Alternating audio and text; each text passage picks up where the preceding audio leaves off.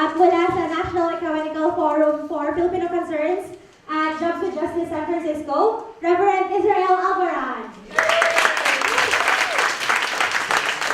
Ang susunod po ay migrante, manggagawa dito sa Amerika, miyembro ng Migrante Northern California, si Kuya Harold Butanas.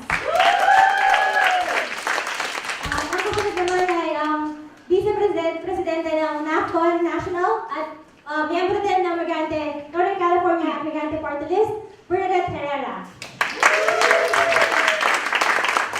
And last but not the least, the President of National Alliance for Filipino Concerns, Terry Valen.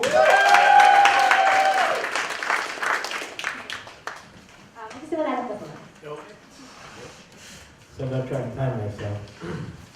But we're on island time, so could we have our first slide? I'm going to try and really be quick.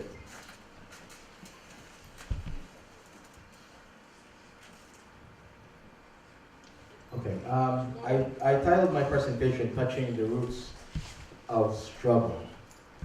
Touching the Roots of Struggle. I'd like to thank the National Ecumenical Forum for Filipino Concerns, and they provided the resources for me to go to New Orleans. And I think Reverend Ruth Rosero Cortez is here. Thank you. And I think a member of our committee is France, is there in the back? There we go.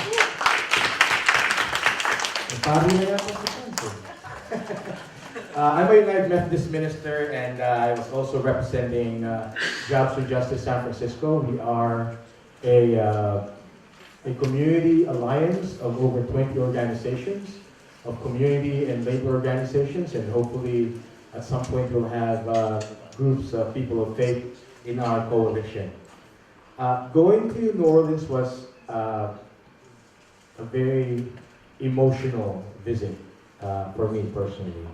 And the pictures that this talk, the pictures I'll share with you in the talk, I took most of them, except probably for the last part. So you won't see me in the pictures, because I was taking pictures. But listening to the workers, living in their house, gave me a sense of going home, of being at home. And it's weird because you know you're in a foreign country, but when you are with fellow exiles, kasama mo yung mga kababayan natin na malayo sa kanilang mga pamilya, there's that sense of solidarity. Nakaisa mo sila, that you're one with them. That's why I said touching the roots of struggle is my own experience of being with these Filipino workers who have suffered or victimized by trafficking. And victims of modern day slavery. Next slide. So I try to have different parts of this presentation. And the first part is I'd like to emphasize that our trip there showed that we are a community in solidarity. That we raised our own funds, and next slide, this guy helped us organize our visit to Iran, to Cheers NAFCON.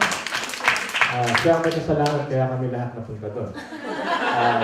And he and his family hosted us, as you will see. We had I think over 40 people coming from different places. Next slide. Sila lang yung na-picturean. These are the people that had their pictures taken. So if you have your picture taken by that wall, you'll see that, your picture something like this, We had groups coming from as far as New York who drove for over 20 hours. From New Jersey. From Chicago, they took the Amtrak from Chicago. We came all the way from San Francisco. We had folks from California, Southern California, and DC. And it was, I think it was emotional for us to be all together coming from different places, and yet we shared the same roots. Next slide. We all met at, this headquarters, Terry's house, and I think Terry's dad is right there, Dr. Valen, who hosted us in their house. And in fact, at the end of this trip, we had lots of seafood, but I won't show pictures of that. We had plans. The next slide, please. So this is the group. It's kind of dark, right? But I tried to do a panoramic scan of all of us planning the day before the interviews, the day before the forum and the mass, and our trip to Lafitte, Louisiana. I say it's a community solidarity because we're not just Filipinos. Hindi lang puro Pilipino yung nandun. Next slide. We had groups supporting us from the National Guest Workers Alliance. Next slide. His name is Sakit Soni. He's the executive director of, he's South Asian by ethnicity. He heads the National Guest Workers Alliance. And he had with him people from his own group. Next slide. So we had black-brown solidarity happening at this event. You know, we had domestic workers, we had construction workers, we had immigrant workers who were there, struggling and standing with us. Next slide, please. So as you can see, some of our brothers are there also when we all met. Next slide. Next slide. So you see that this trip is about solidarity. This trip is about standing with workers. When I say solidarity, it doesn't mean that we're saviors. We're not saviors of these workers. They're the ones who hold in their own hands their own salvation. And as a person of faith, I always say, isang kasabihan natin Pilipino, one thing that there's a famous quote, words of wisdom of us Filipinos, we say that, nasa Diyos ang awa, nasa tao ang gawa. In God there is mercy and compassion, but we work out our own salvation. And these workers, standing with others who support them, have shown that, and later on I'll show you some, the next slide please. We all stand together. And this is a nice picture. You can see there's two of us clergy at the back there. Father Lolo, who said the mass, and I'm kind of hiding behind him, right there. It was very, very, I think, important for the workers to see that other people were standing with them. Because when we started talking to them, they were afraid. They were shy. They didn't want to talk. Especially that the case is already in court, and the lawyer told us that we can't do interviews, walang video, walang interview, kasi nasa korte na yung kanilang kaso. But then, still, they met with us. Next slide. So I titled this next part of my presentation, Voices in a Safe House, Hearing Stories of Injustice. Next slide. We were hosted, fortunately the three of us were hosted by workers in their homes. And this worker, Manong Rick, who just got his T visa, his trafficking visa, right before we left, and he was very happy about it, I'm pretty sure. But he's one of the leaders of the group. Para siyang tata. He's like the father of these group of workers. Very courageous worker. Next slide. And these are the workers. We went to their houses. We were divided into different groups. So this is just the group that I was part of. There was another group in another house close by, where workers met. If you remember the video that we watched earlier, right? You saw their house where they were cooking. That was their safe house. Because these workers escaped. And their stories were just so dramatic that some of them escaped because on the eve of their being deported. Kasi, pagka sinabihan ka na gusto mo bang mapauwi na bukas, gusto mo bang matanggal sa trabaho, they will do that. They threaten workers with deportation. So some of the workers actually escaped on the eve of their deportation. Or being sent home. Some of them had to go as far as Oregon to hide before going back to Louisiana. There's still about over 100 workers at GIS Some of the workers who escaped, some of them already went home, but some of them already still fighting, and now there's a class action lawsuit. The next picture, please. Next slide. We heard different stories from the workers, and I listed down. You saw all the claims that they said, but I'd like to give some details to that. What is the issue about going to church? You know, most Filipinos are Catholics. They can't go to church because they can't go out, right? But the guy who was interviewed earlier, who's a Filipino and a manager, invites them. He hosts his own prayer service at home, his own Christian. I really want to call it Christian. It's not. It's not Christian when you're trying to kill workers. And they're invited. They can only leave the compound if they go to church at his house. And some of them had to carry up to the boss. Some of them have to carry out to the boss because after the mass or after the service, they could go to Walmart and shop.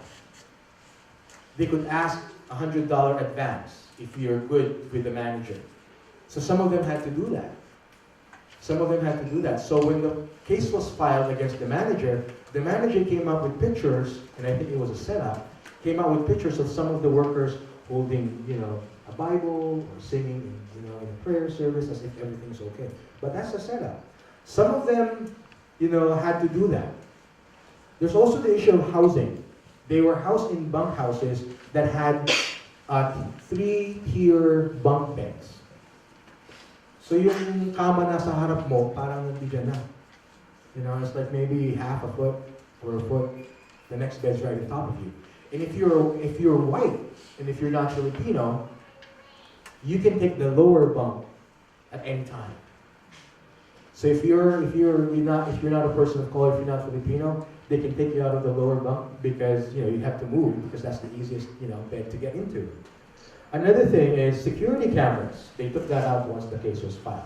But the workers said that there were security cameras except in their rooms. Hallways, cafeteria, everywhere. Cameras. What was, for me, next picture please, next slide. And these are just pictures of the last meeting with the workers. Another story that really touched me was how they escaped. How did they escape? Another woman, I don't know if she's in this picture, her name is Beth. She's not a worker at GIS, but she sells wares, There's a ship that's coming in, she would go up and sell computers, if you want, if you need a laptop, if you need a cell phone. She's Filipino and she would do that. And she got in touch with these workers and learned about them. There was even a time that she had to drive all the way to Texas to pick up some workers who wanted to escape. And all of them stayed at this house. Sometimes in the middle of the night, they would come knocking. It's a safe house. And I feel that I was blessed to stay in that safe house because you could feel what it's like, you could see what it's like, you could hear their stories from where they actually are struggling. It's very, very powerful to hear those workers talk about their stories. Next slide, please. So this is us meeting again. There's another story about a couple of company drivers, one is black and one Latino, who would spirit out the workers who wanted to escape. No questions asked. These are other workers who are trying to help their fellow workers. They're not Filipinos, but they would rescue these workers and help them escape. And next slide, please. So this is, we had dinner at their house. Next slide. So this is the food we had. Oh, we had lots of seafood with the workers. That was the first night. So in the midst of hearing these stories, of course, we had to partake of a meal. And for me as a minister and as a Christian, I felt that we were having, communion together because that's what communion is all about for Christians. It's sharing a meal. It's sharing stories of liberation, sharing stories of struggle. And hearing those stories empowered us, I think, especially friends who are with you. Next slide, please. So honoring our ancestors is the next part of my presentation. Next slide. We went to Lafitte, Louisiana, and you see here there's a marker that the Filipinos who jumped ship from the galleon ships way back in the early days when we were still under Spain. These Filipino slaves on galleon ships their ships docked in Louisiana, and they jumped ship. And they started their own colony. So officially, or at least traditionally, Lafitte is where the first encampment of Filipino immigrants were. And they just got wiped out by a hurricane, I think in '65, yeah, right there, Hurricane Betsy. So we were at Lafitte, which was a few miles away from the actual old Manila village. We had over 20 cars. And you'll see, can you show the next slide? So we had a bus that said stop trafficking our people. We had over 20 vehicles in a convoy, in a protest caravan. You know, along the highway, some people who were in front near the bus, there were other people, you know, passing by. Like there's a big truck that passed by and giving us like the dirty finger. In Lafitte itself, we heard some people saying, "F you Filipinos, you're stealing our jobs." I mean, I was like, do you want these people's jobs? You could take them anytime. Because they're slaves. Some people don't understand what these people are going through. We had our shirts on, right there. We had our vehicles, next slide please, decorated. See, because, you know, they were made to sign documents so that GIS could file their taxes. Who does that? Right, so it's really illegal. The illegal social security number, illegal tax numbers, you can't file your own taxes. Next slide, please. Next slide. This is a worker, what's his name? Joel. So at some point, you know, these workers had that courage whenever, you know, when they saw that there were other people, they had courage to stand up. Next slide, please. So these are some of the young people. One is from New York, and the other one's from Chicago. Right? Next slide. We had a rally. We actually said that it was a pilgrimage to honor our ancestors who jumped ship, who escaped from slavery. But the irony of it is that we were not going to that place to celebrate that, oh, slavery is gone. Oh, we have worker justice. No. It was very ironic. Our visit there was just to remember that even at this time, our ancestors who were victims of slavery are still victims up to this time.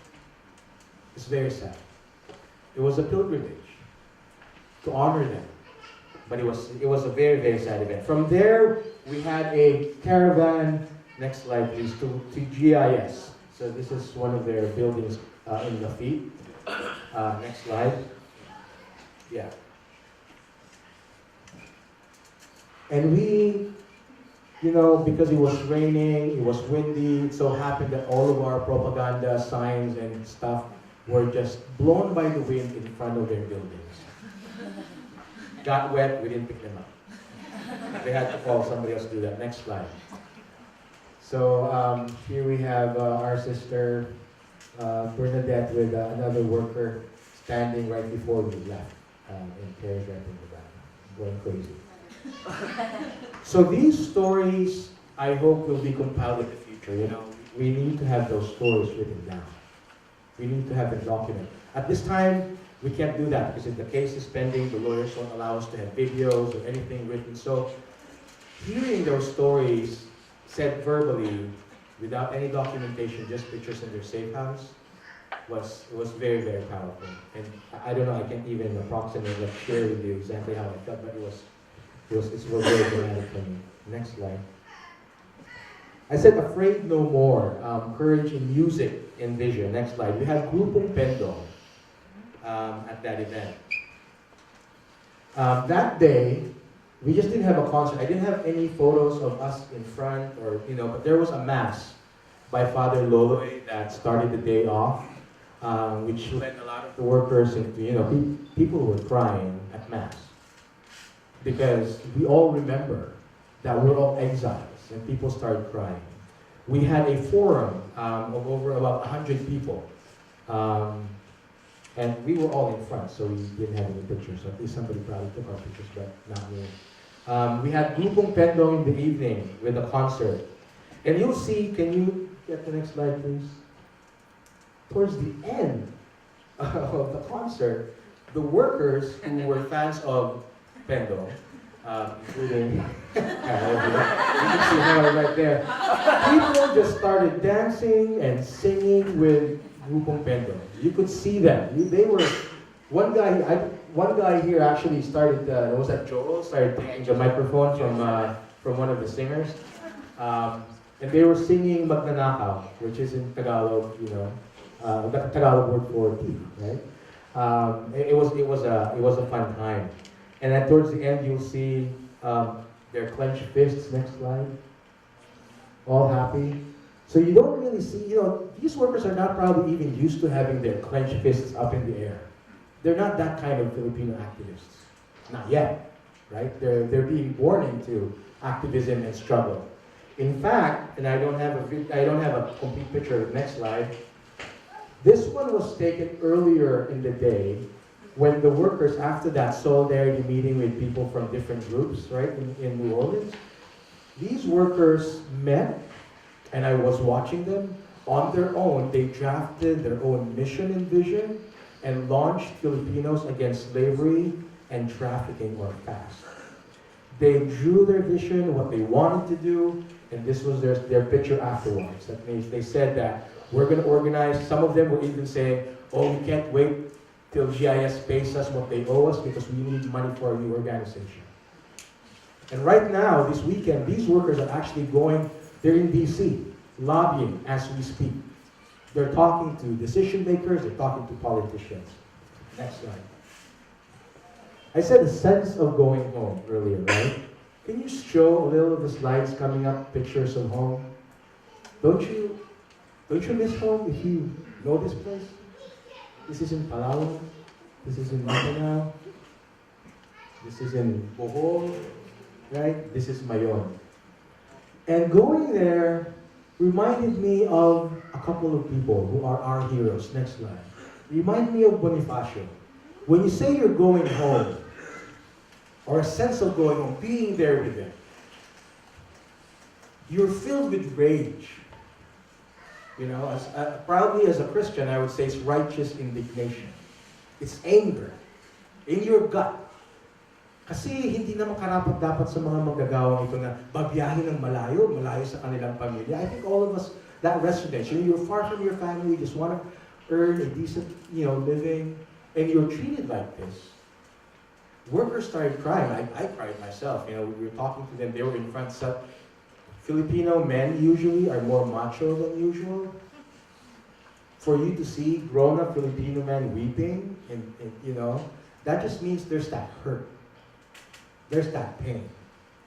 And if you miss home, those pictures of home, I felt that there, but in the context of struggle. Next slide. You remember Gabriela Sila, right? This is a very nice comic picture. It's a good comics too. Yeah, fighting against our conquistadors. Ironically, we're in exile here in a country that is a conquistador, that ravaged our own land.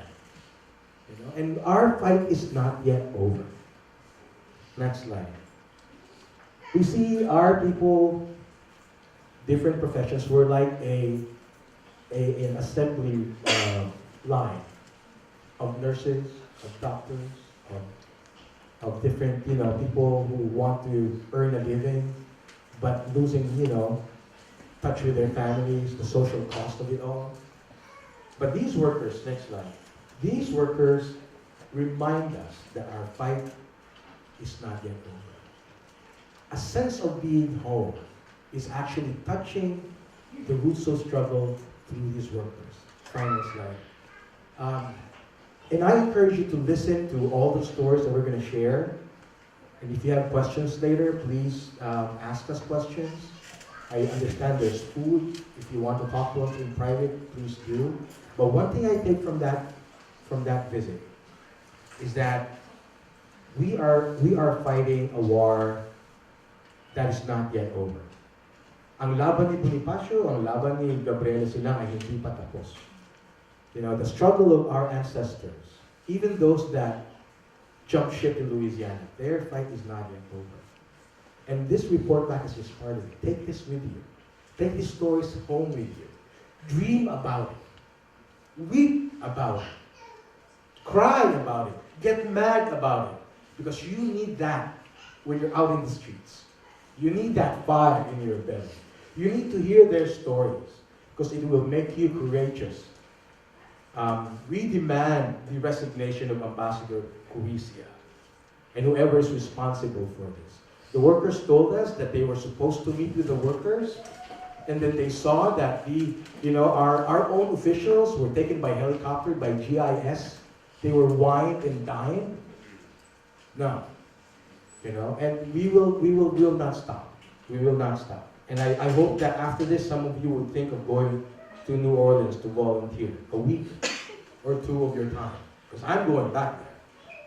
You need to be there. You need to talk to community people in the area. There's no organizing happening there. They have social groups of Filipinos. They don't have activist groups. They need to be connected. We're all spoiled here in San Francisco in the Bay Area. We need to go there. With that, I turn this microphone to Harold, who, by the way, sings and dances really well.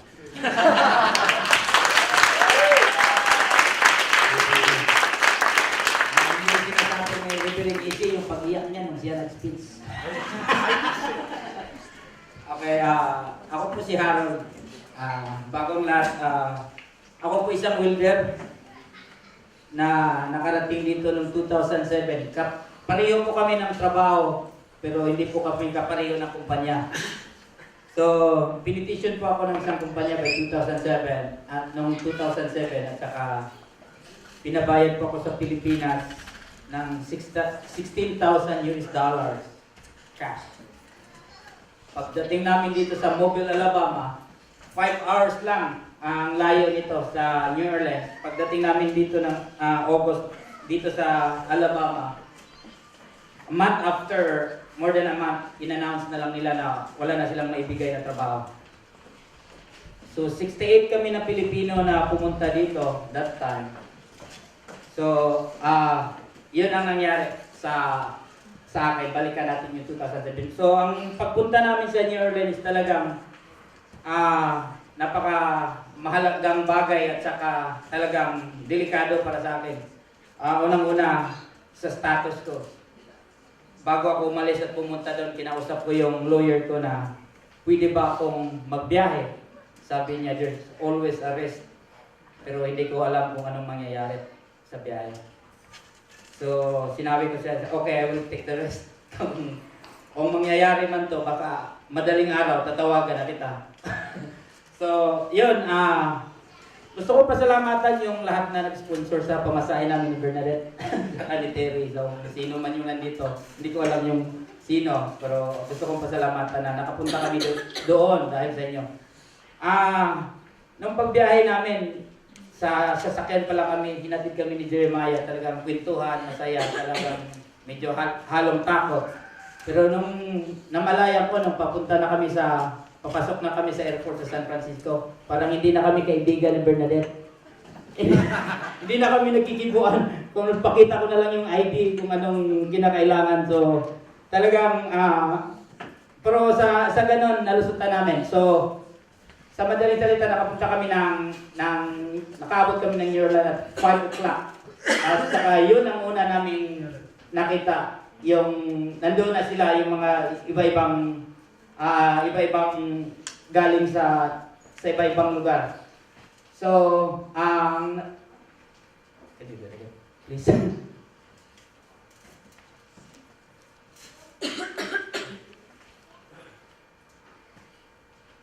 Yan ang first day.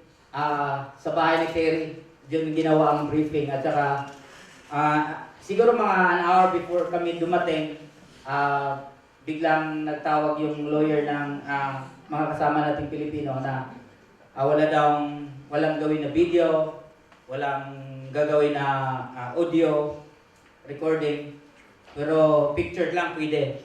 Pero accidentally sa totoo na on ko yung recording device ko, so buong istorya nakuha ko sa 4 na araw. Aksidente yun. Hindi ko na lang papalabas. So, yun ang nangyari sa first day namin. Nasa bahay kami ni Tiri at saka hindi lang kami magkasya sa gano'n namin karami, mga 40 siguro. So, may ibang mga kapitbahay ni Tiri na nag-volunteer na taga roon na pwede kaming doon sa kanila. Yung ang iba doon na lang natulog. Pero kami maswerte kaming tatlo ni Bernadette at saka Sisi kasi doon kami mismo nakatulog sa bahay na yung safe house nila. So, malaking bagay para sa amin kasi makausap namin sila kahit anong oras nandoon sila. Next please. So, yan ang the next day na activity sa Loyola University. Doon ginanap ang open public forum na magkahiwalay na building. At saka, kung makikita natin, next please. Yan, yan ginawa yung registration kung sino man yung nag-attend. Hindi lang mga Pilipino ang nandoon that day, kundi marami ding ibang sumusuporta, mga Indian at saka Latino at saka Black. Next please. Next. O yan, makikita natin sa picture, pati nanay ni Terry, nag-registered pa. Kapatid ni Terry. Kundi dyan natin makikita yung talagang marami ang nag-attend at saka nag-volunteer na makinig. Next. Then, yung picture na yan ay pagkatapos ng public forum. Binigyan lang kami ng 1 hour and 30 minutes. 1 hour and 30 minutes. Nagawa na yun nila yung fast. Yung nakita nyo yung picture kanina na recent ni Rev. In 1 hour and 30 minutes, ganun sila kagaling ang mga Pilipino. Nagawa nila yung work na binigay kasi hindi na kami pwedeng magtagal sa building na yan. So, palipat na kami. Next please. Oh, yun. Ayan, yan ang malapit nang matapos nila nagawa yung fast. Pero talagang tatapusin nila ng 1 hour and 30 minutes. Ganun sila kabilis at ganun sila kagaling. Next. Yan ang nagawa na nila. Yung makikita nyo sa sulat sa likod, doon na yung mga parang ad hoc, yung mga officers sa likod, mga vision and mission doon sa likod. Yan, talagang nagawa nila ng 1 hour and 30 minutes yung organisasyon. FAS is Filipino Against Slave and Human Trafficking. So next please. Yan. Kung makikita natin dyan, nag-perform na yung mga kababaihan, na mga magagaling kumanta. Sa totoo, nung hindi pa sila nag-perform, nung bago pa lang kami dumating, talagang takot sila magpakuha ng pictures. Hindi sila masyadong nagsasalita, tarang hindi nila kami nakilala. Pero in the next day, talagang nagpapakuha na sila ng pictures at saka nakipag-usap na sila sa amin. Next please. Next. Yun, sumayaw pa. Binalik nila yung sayaw na yung kababayan yung yun. 1 billion rising. Pinirform ng mga kasama nating mga kababayan doon. So next please. Yun, kami na. Nung nag-request na si Pindong, nag-perform na yung mga babae, yung mga workers naman daw. So, tapos na yung 13 na kanta ni Pindong, tapos nag-request na, kami na mismo nag-request na doon kung pwede, sana kantahin natin yung tuldukan na natin tong human trafficking at saka itong mga kamaliang ginagawa ng kumpanya na nagiging biktima tayo. At saka ng last na kanta is kinanta na namin yung magnanakaw. Nag-request naman si Pindong na, sige, kakantahin pa namin, dadagdagan namin yung kanta. Talagang pagod na sila.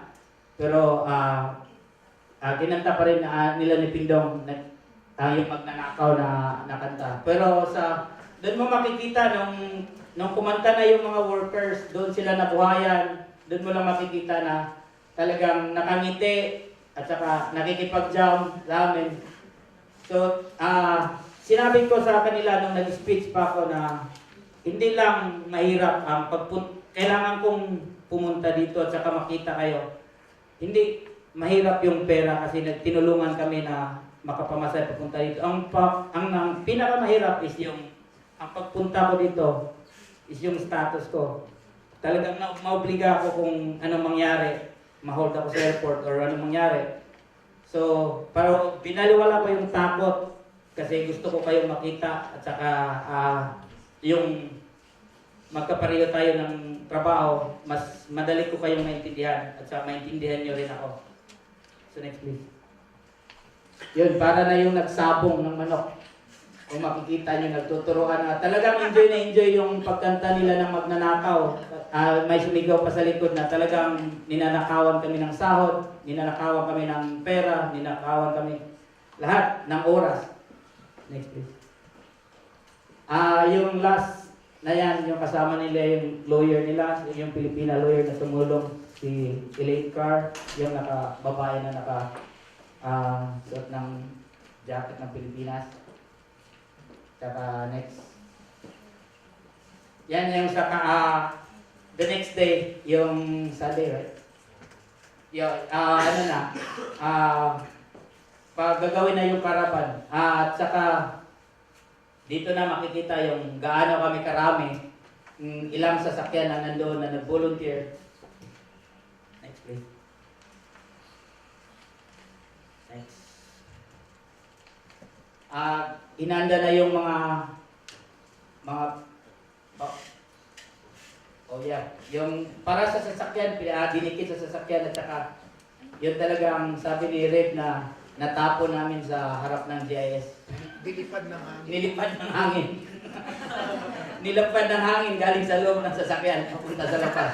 So, nagkalat kami ng makikita nilang mga mababasa nila doon, mga malalaking litra. Next please. Yun, next. Yan ang before na nangyari yung yung caravan at saka inassign na yung mga sasakyan kung sinong sasakyan. At least mga 20 kami na sasakyan doon. Next. Yan, makikita nyo may number yung mga sasakyan. Nasa number 12 ako. Ang karap ko ay yung parents ni Terry. Next please. Yan. Doon na, talagang sa umpisa, hindi mo makikita na talagang parang diyan ako umiyak. Kasi nakikita ko na yung dami. Kaya pala naming kaya naming isira yung freeway. 11 pa lang yung nasa harap ko, nasa 12 ako, may marami pa sa likod. Kung makikita mo yung ibang sasakyan, hindi kasama yan dyan. Pero nung pumasok na sila, nag-hazard na lahat nung nasa freeway na kami. Kasi yung lahat ng sasakyan na ginamit namin naka-hazard, pero yung mga iba na nakisimpatya na lang sa amin, nag-hazard na sila. Ang dami namin dyan. Papunta na kami sa lapit. Next. Next. Yan, ganun kami karami na sumasali sa caravan. Next. Yan yung yung sinabi ni Red AC na nagtanong pa siya kung sino yung mga hero doon, kung sino yung hero namin. So, sinabi ko sila Lapu-Lapu, kay Red is Bonifacio. So, may sumagot pa doon sa kabila na pangalan niya yung sinabi niya, isang worker doon. Bayani Casimiro. Bayani Casimiro. So next please. Diyan na kami. Yan yung, siguro mga half lang yan sa mga pumupunta doon sa lapit. So next. Yan ang kapuhan. Na ganang karami kami doon. That time, nagsasalita na si Julia na talagang galit at saka umiyak.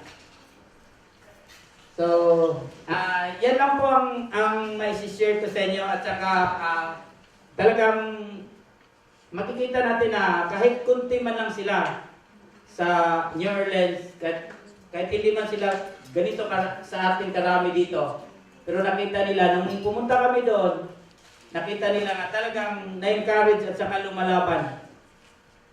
Yun na po.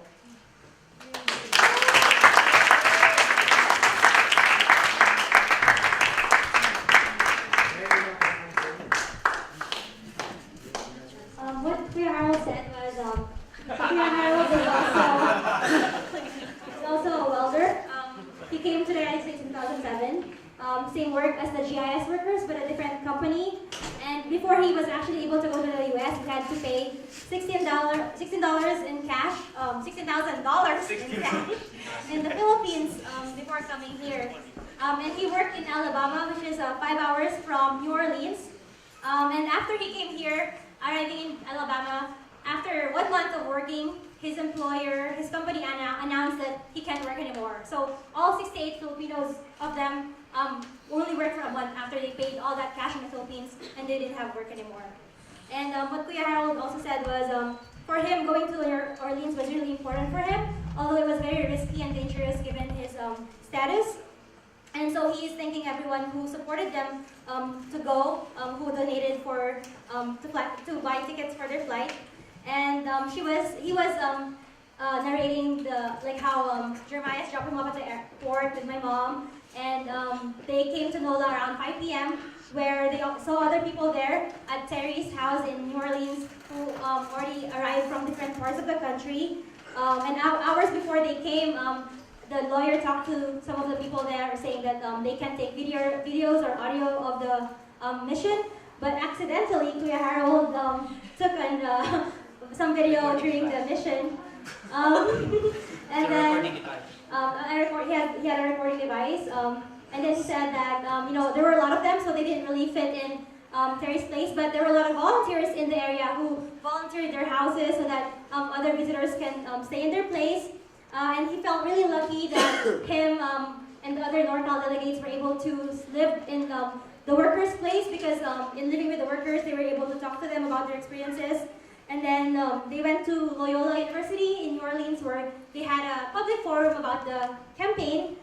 He showed pictures of the people registering for the public forum. And he said that there were not just Filipinos supporting the campaign, that there's also other people from other communities in the public forum showing their support. And he also said that they were taking photos a lot. And one of the most amazing things that happened in this mission was that in an hour and 30 minutes, the workers discussed amongst themselves, and they actually formed an organization where they talked about what's the mission of our organization, what's the vision that we want. They formed an ad hoc committee to lead their organization, and they even started already thinking about the sustaining the organization. So they were talking about like finances. So that all happened in an hour and a half. So he is very amazed with like how fast it was. The organization is called FAST, Filipinos Against Slavery and Trafficking, and it just shows their determination to really form the organization and their strength. And then he said that at first the workers were scared to take photos, but as the mission went on, they were more comfortable talking to the visitors and also taking photos with them. And even at the Solidarity Night, the workers even started going to the stage and sang and also danced with Grupong Pendong, and even requested for more songs toward the end, which was very emotional for the group. Some people started crying, and they added more songs. And the Solidarity Night really made everyone really lively, and everyone was smiling. So the workers were jamming with them. And he said that he also gave a speech. And he said that going here to New Orleans was the money was something that we could fundraise, right? So that was not the problem for him, but it was really like his legal status. But he was willing to risk that because he wants to learn from the workers, and he wants to be able to share with them his own experiences and also learn from them. And so he really enjoyed it. And he also talked about the caravan, showed some pictures of how many of them were there. So there were almost more than 20 more than 20 car caravan. You can see the pictures, and he said that they can even close down the freeway if they wanted to. And that's also when he cried because he really realized, that there's a lot of support for this campaign. And he said that in the Manila village, they talked about who was their heroes, and one of the answers was Bonifacio. And another worker joked that his hero is himself because his name is Bayani, or Hero in Tagalog. And also, so what he said in the end was, you can see that in Louisiana there's not a lot of organizing, or there's not a lot of people like San Francisco. So it was really a big thing for people around the U.S. to come together there and encourage the workers there to fight for their rights and continue that campaign and have support. So that was very encouraging for the workers. That's it.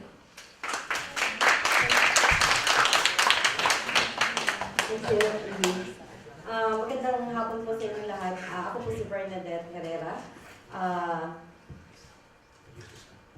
At mula po sa Migrante, Northern California at miyembro po ng Migrante Party List. At kanina po medyo habang nagsasalita si Reverend Easy, medyo napapaluhan na po ako kasi talagang iba yung pag nandun ka, you know? Ang kagandahan ng pagpunta namin doon kasi nakasama namin mismo yung mga workers.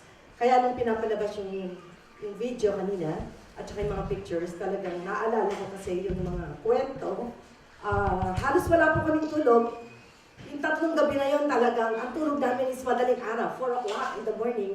Wala kaming ginawa kundi magkwentuhan, alamin ang kalagayan nila, paano sila nakatakas, anong buhay nila dun sa lugar nila. Kaya talagang damang-daman namin yung kanilang, yung kinukwento nila. Sa bahagi ko, dahil dati rin akong undocumented, kaya alam ko rin yung buhay.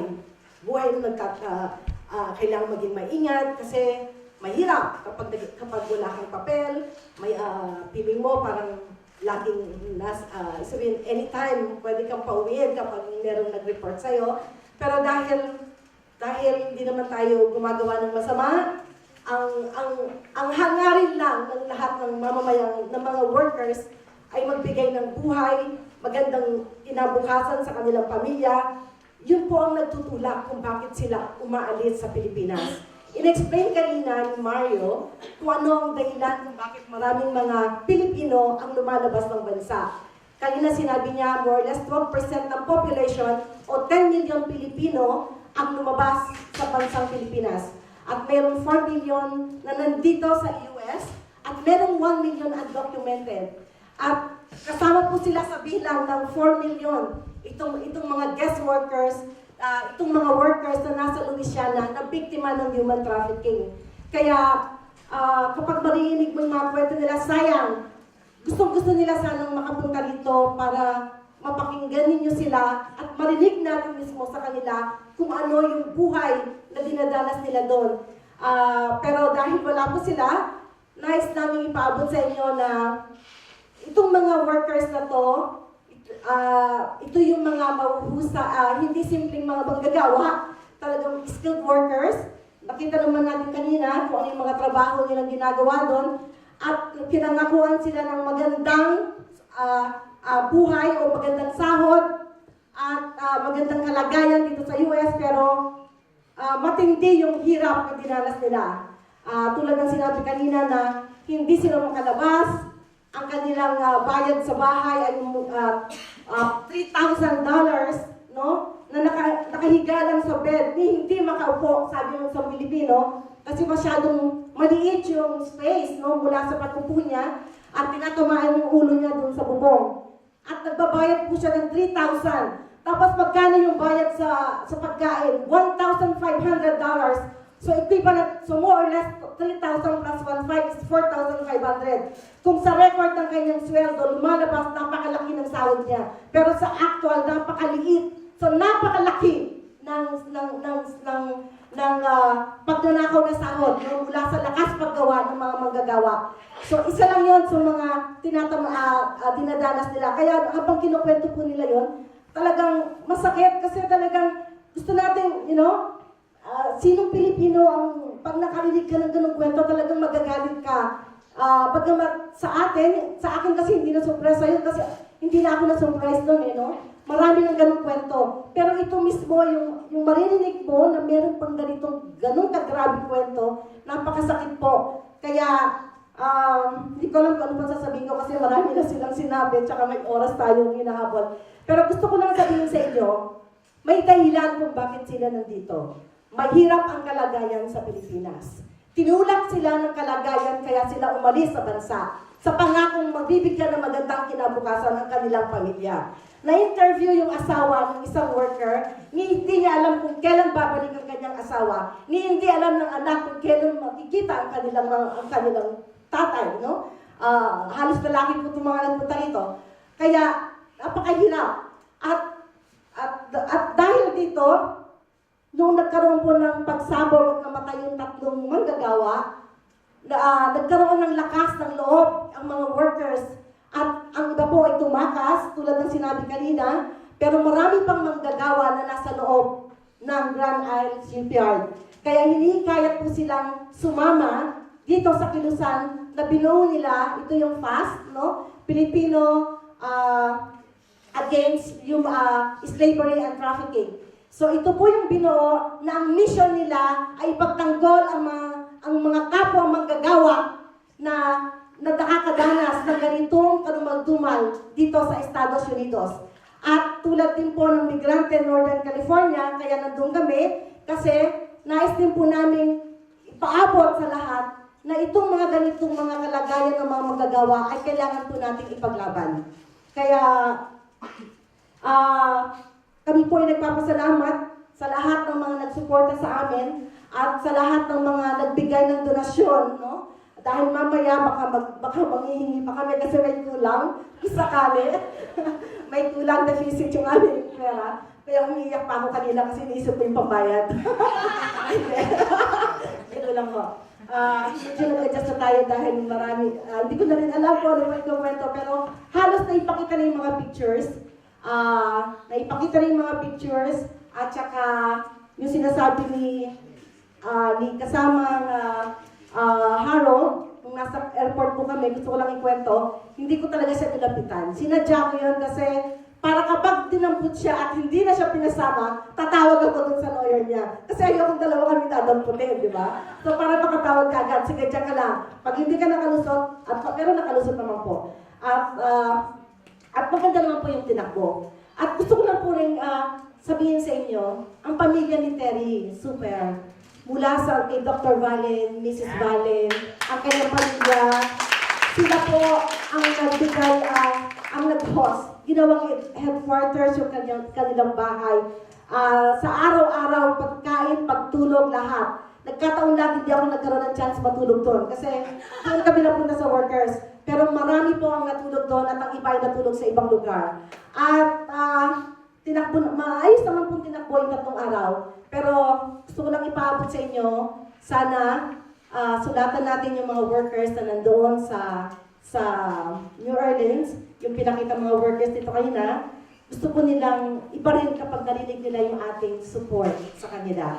Nang sa ganun magtuloy-tuloy yung lakas at magkaroon ng maipakita natin na lahat ng organization ay sumusuporta sa laban na ito hanggang hindi natin nakakamta ng katarungan para sa mga manggagawa at hindi lang sa Louisiana, sa mga biktima ng GIS, kundi sa lahat ng mga workers dito sa California at sa US, tulad ng mga caregiver na nandito. Palakpakan po natin yung mga migrante. Nais din po natin ipanawagan sa lahat na hindi tayo titigil, mag-organize at palalakasin natin ang organisasyon ng manggagawa at hiningi namin ng suporta sa inyo sapagkat ito po yung ating mga kapatid na hindi kami hayop, hindi kami kriminal. Nandito kami sa Estados Unidos para lamang sa layunin bigyan namin ng magandang buhay ang aming pamilya sa Pilipinas. Yun lamang po at maraming salamat sa inyo lahat.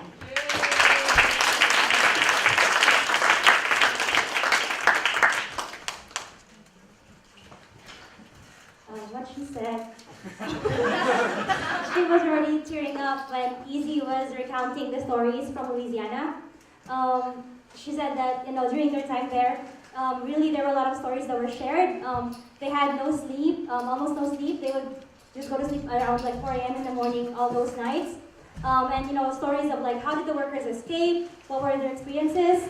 And she said that she could also relate to them because there was a point in her life when she was also undocumented, and she knows that it is very hard to live knowing that you can get deported anytime. And she said that we're not really doing anything wrong, and the purpose that they're here in the United States is that for workers to provide for their families back home. And out of the 10 million, as Novi said earlier, there's 10 million Filipinos outside the Philippines, and 4 million of them are in the United States, and 1 million are undocumented. And the GIS workers are just some of the 4 million here in the U.S. And they came here they went to the mission so that they can share stories with the workers.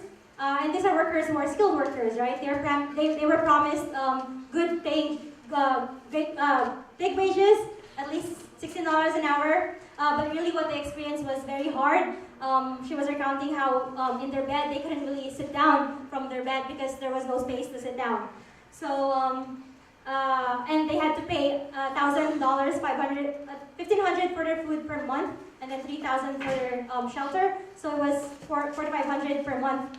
And that's just, really, if we think about it, that's a big wage theft on the part of the GIS.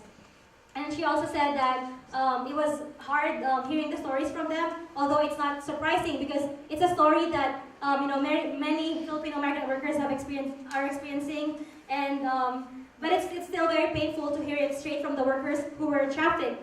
And the reason there's a lot of things to say, but one thing that she would like to share is that there's a reason why these workers are here in the U.S., and that is to provide for their families in the Philippines. One of the wife of one of the workers said that they didn't know when she's gonna see her husband again, and the same thing with the children. That the children didn't know when they're gonna see their father again. So why they were there was because to encourage the other workers to also join the fight. There's at least 167 more workers working for GIS right now, and they would like the workers to join the organization, to join the movement, to fight for their rights.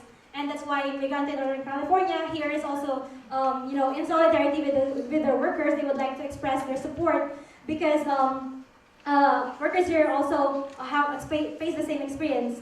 And then she also said that she's thanking all the people who donated for their flight to New Orleans, but they need more. So one way to help right now is also to donate later if you guys have some donations to give. And she said that, Terry's family was really great in hosting, and they were there all 3 days with the food and the shelter and the place. And she ended with, she really hopes that everyone unite with the fight of the workers, because these workers are not animals, they're not criminals.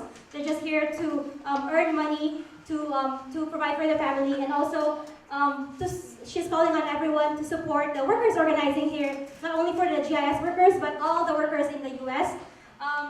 To really strengthen their organization to fight for their rights and welfare. So, yeah, that's it.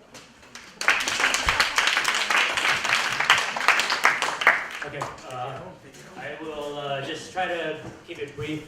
Just a few comments about particularly, I think, the significance of this particular campaign. For me in particular, right, it's where I was born and raised. So it was a very important trip for me, and a campaign and an issue that I was very lucky to be working on. I think it was a quote from Rizal, ang hindi marunong lumingan sa pinanggalingan, hindi makararating sa paroroonan. So if you don't look back and you don't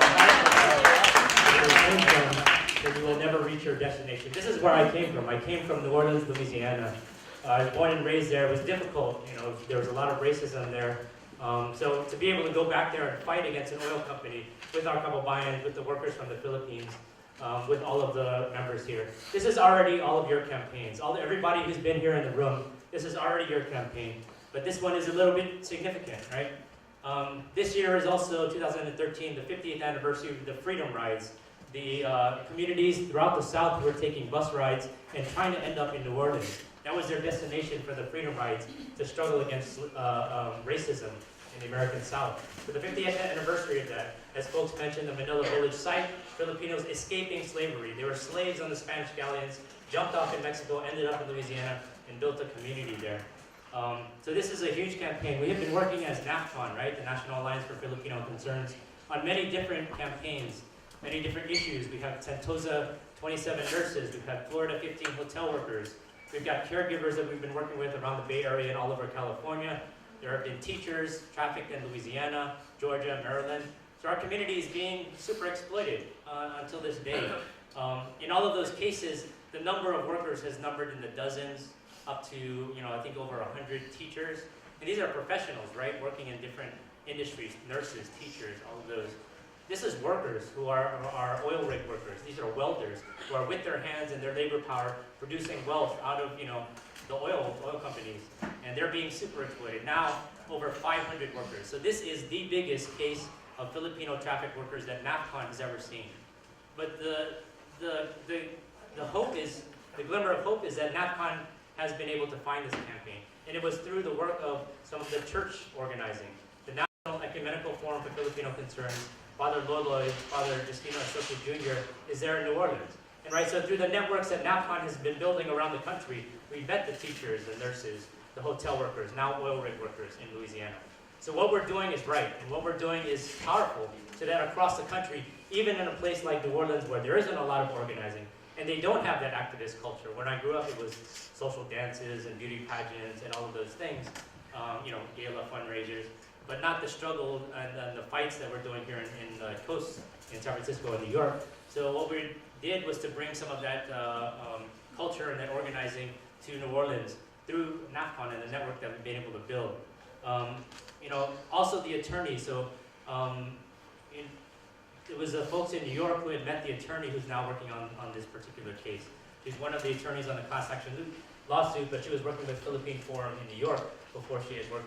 So this is the work that NAPCON, building our network across many cities and states across the country, has been able to find this particular campaign, which is huge. The workers, as Izzy mentioned, ended up in a safe house. And it just happens that it was 5 minutes from where I grew up. It just happens that they ended up in an apartment building that was 5 minutes literally from where my house, where I grew up was. So, to see that, the luck, that we turned my house into the headquarters. I told my parents we're just gonna turn it into the war room. The back porch is gonna be the war room. We're gonna do all of these things.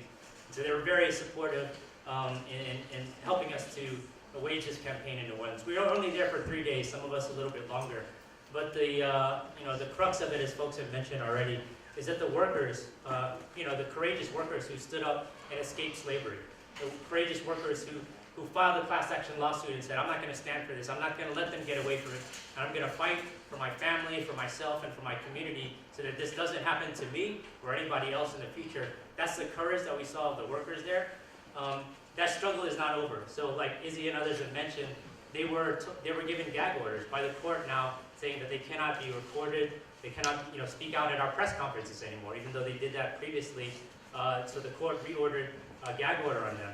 So they're in these different legal battles, continuing to fight and continue to struggle, but they're standing strong now. They formed fast, and they're still fighting. They're in depositions now, where it's like one worker like Harold up against 5 attorneys of GIS, right? So then, what they do then is, they go to the deposition, but the workers are all there with them for moral support, standing together with them. They have unity meetings before, debriefs after, to continue that organizing, just like we do here. But they're in the face now of oil companies, right? These are some of the most powerful, wealthy companies in the world, and so them standing up to them in the American South, is a huge deal. And so we were very lucky to be able to see that, to witness FAST being formed in an hour and a half. Folks have mentioned, how long did it take us to form Allied? But that's literally but it's just the issue, right? The issue is that significant. Youth in our communities have been organizing, students on campuses have been organizing, but fast workers who have been super exploited, imprisoned, enslaved, got together finally and said, we need to, and it was really fast. Like, what is our situation? What do we need? Who's going to be the officers?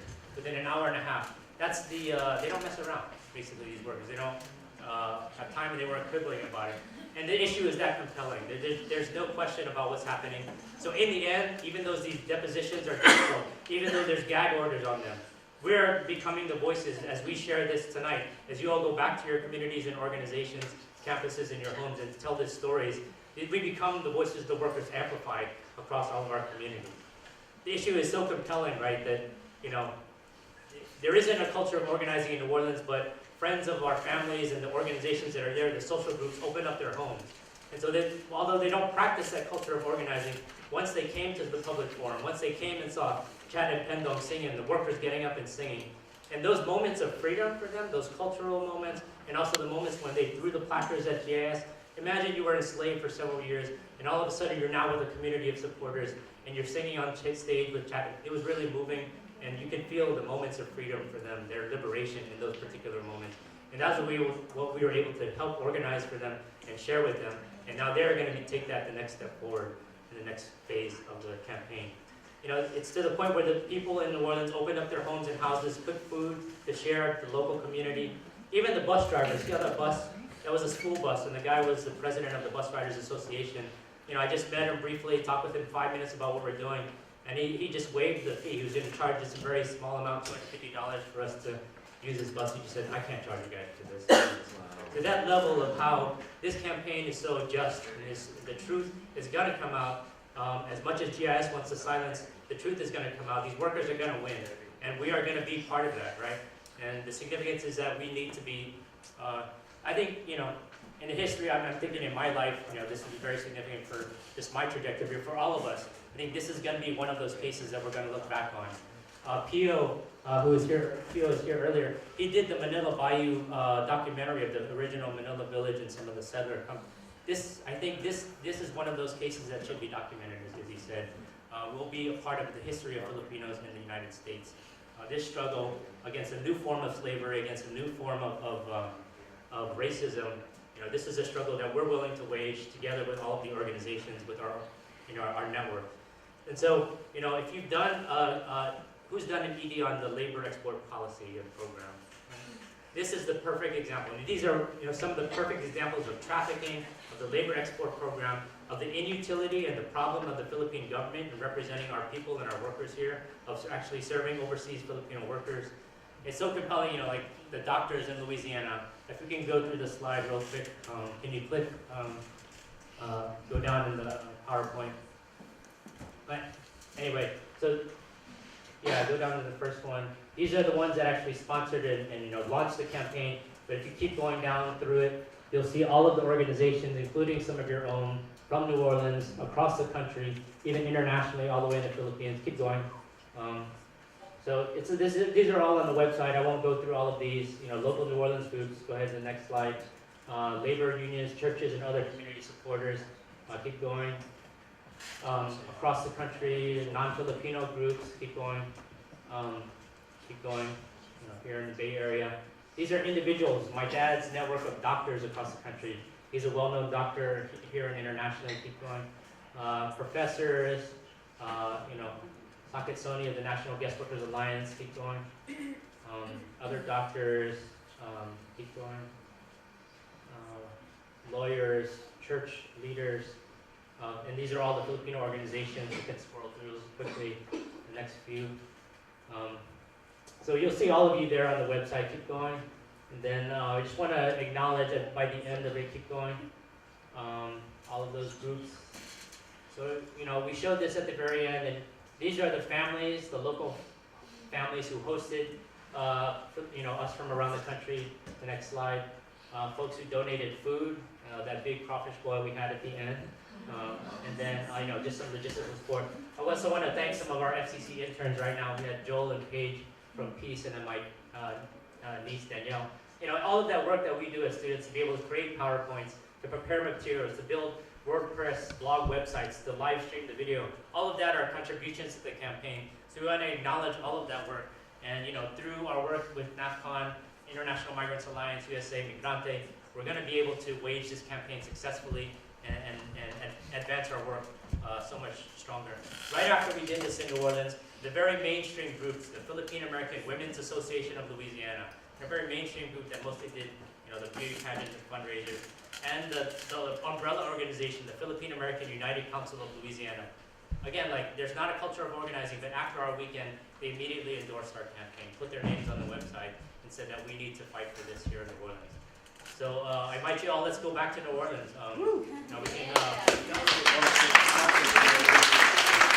this struggle. We have our campaigns and fights to wage here. And to me, this is going to be one of the significant ones that shows that our strength as NAFCON, USA, all of these groups, we're doing the right thing. And it's so compelling to everybody who hears about this.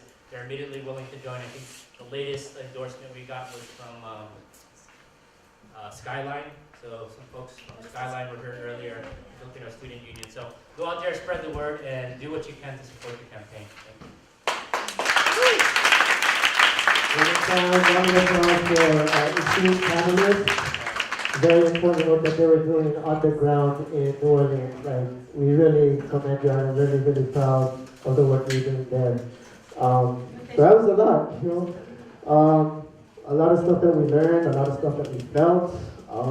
It's good to process, as a community. So we're going to open up the space for, if you have any questions for our panelists, for NAPCON, or for any of the things that you heard, we'll just open it up for a short question and answer period. So just raise your hand if you have one. Yeah.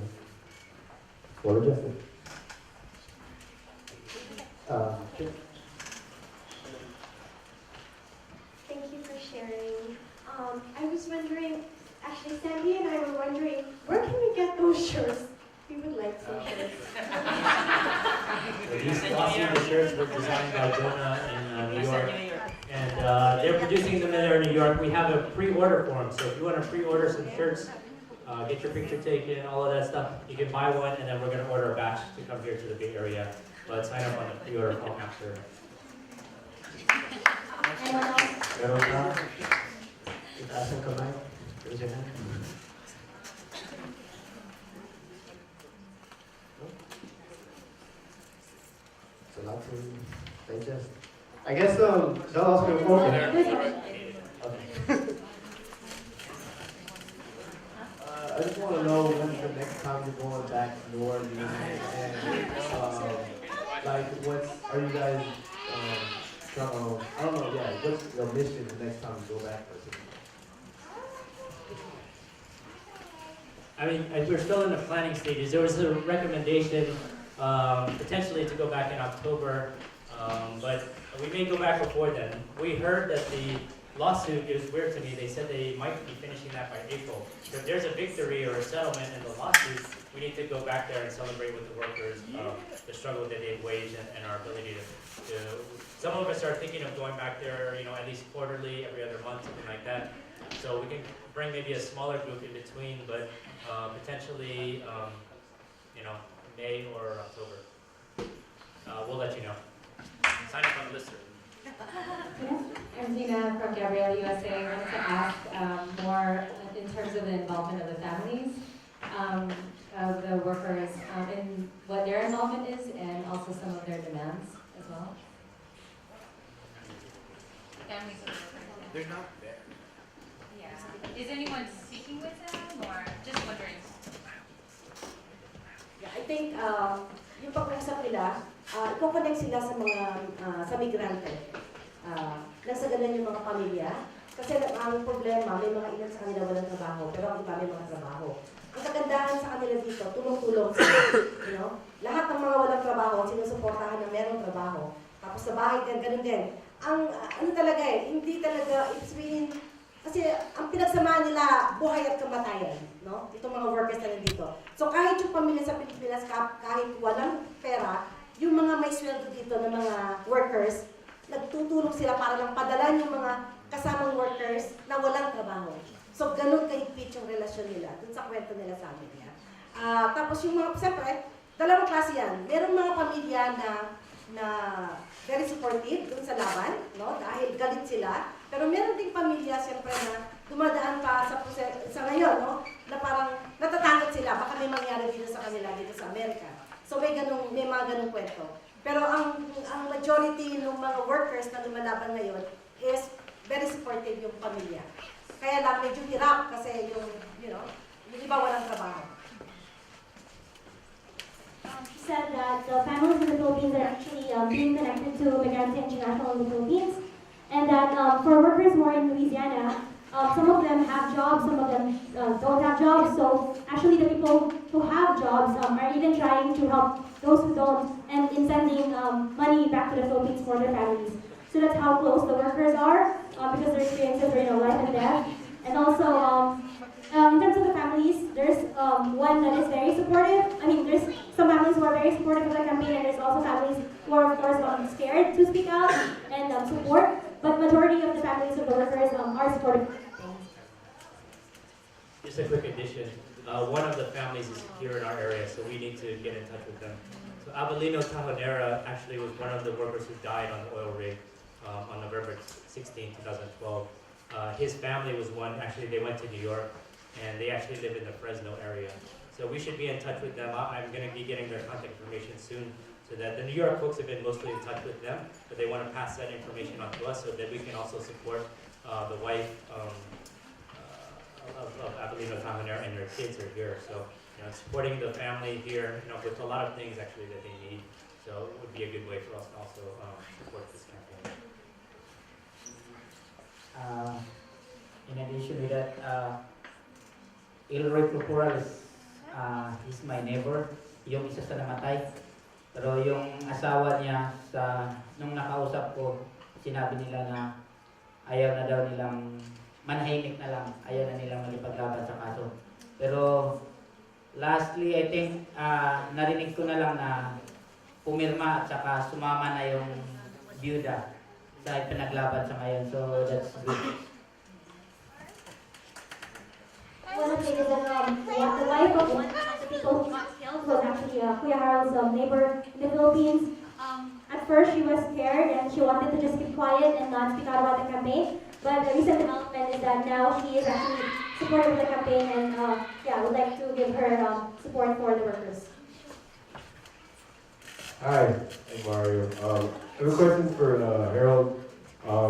Being on this delegation as a migrant worker, as a former metal worker and a shipbuilder, how does it feel for you to be a part of this campaign with the fact that you have such direct experience with these kinds of conditions? Thank you for asking me that question. Talagang, in my experience, talagang I never seen my family for 5 years. So, it started in Alabama, the 16 Filipinos. Hindi na pailabas sa media, hindi nakita kasi Alabama is a remote area.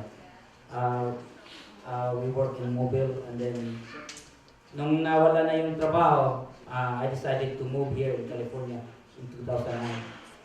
So, dito ako biglang nabigyan ng lakas, nabigyan ng pag-asa na kaya ko pala to kasi may maraming mga Pilipino na tumutulong.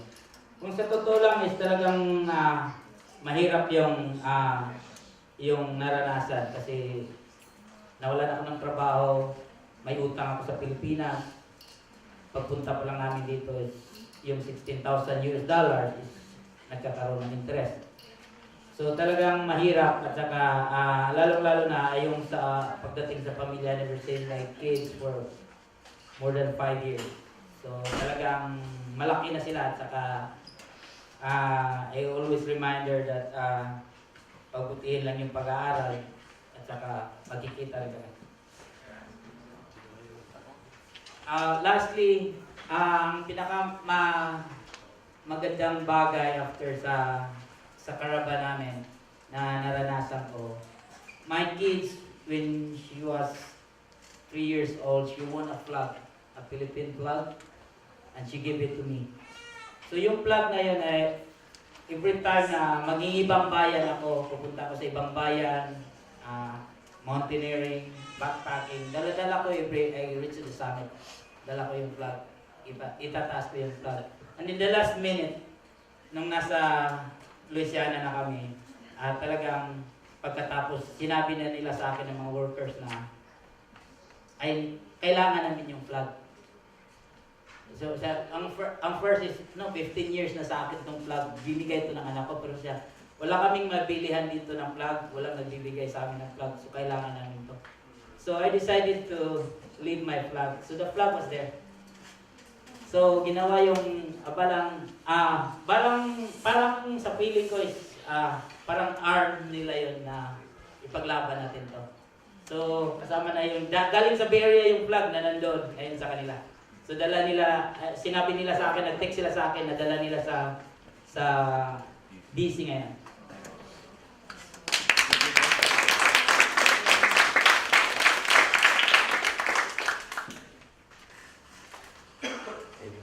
What he said was he hasn't seen his family for more than 5 years.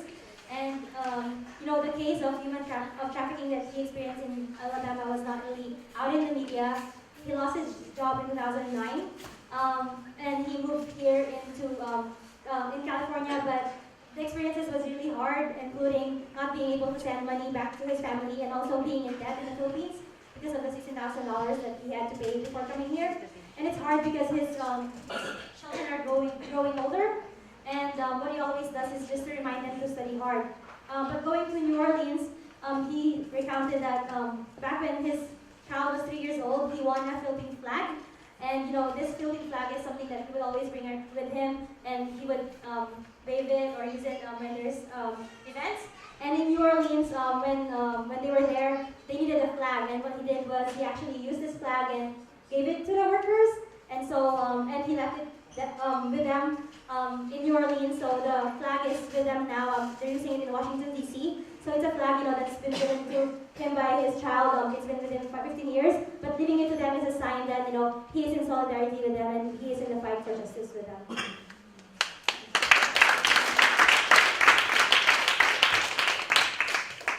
Are there any reactions, responses, or justifications from the Philippine government to this campaign? Yeah, so since 2010, when this issue was first coming out, a lot of people were asking, so what did the Philippine government do? We heard that they heard about this case, or they knew about it since 2010, the conditions of the workers. The Ambassador Cuisia has been saying this in the media that he's known about, but what have they done since 2010 is a question, right? And then even when this is put to the workers, you know, when they raise the issue to the consulate, the Chicago consulate is responsible all the way down to New Orleans, the workers say, well, they haven't done anything. They say they've been in touch with the attorney, Elaine Carr, who's part of the class action lawsuit, but she says the same thing. There's no support from the ambassador or from the Philippine government. And then when asked about it in the media also, he kind of responded and said, you know, I'm open to, I haven't got any emails or calls from the workers. These are workers who are imprisoned and enslaved for so many years, and he's waiting for a call from them, right? So the level of response is what we're very critical of the Philippine ambassador. When my dad and his doctor friends circulated letters, and then when the WWL reporter from New Orleans went to the Philippines, they went to the POEA, the Philippine Overseas Employment Administration, and asked them, why isn't a case being filed against these companies that are fraudulently recruiting and trafficking these workers? And their response was, we only have about 16 employees of POEA. We get about 4,500 complaints a year. But there are 4,500 Filipinos leaving every day. So why don't they have more staff? Or why aren't they protecting the interests and the welfare of Filipinos leaving? Why do they only have to? So all of these reasons that they're saying that we don't have enough staff to look at all of the cases. But the pressure that we built and the reporter from New Orleans got the POEA now to investigate the recruitment companies there. The Philippine ambassador still is saying he's done as much as he can, but it's not enough. And so that's why in this particular case, when he knew about it since 2010, 3 workers died and several were injured in November 2012. Did that have to happen, or could the ambassador and the Philippine government done a lot more to prevent that from happening? And this exploitation, millions of dollars stolen from workers up until this day. Are they waiting for emails and phone calls from workers and stuff? Or they're actually proactively investigating these things? We know that they are part of the labor export program and policy, so it's expected.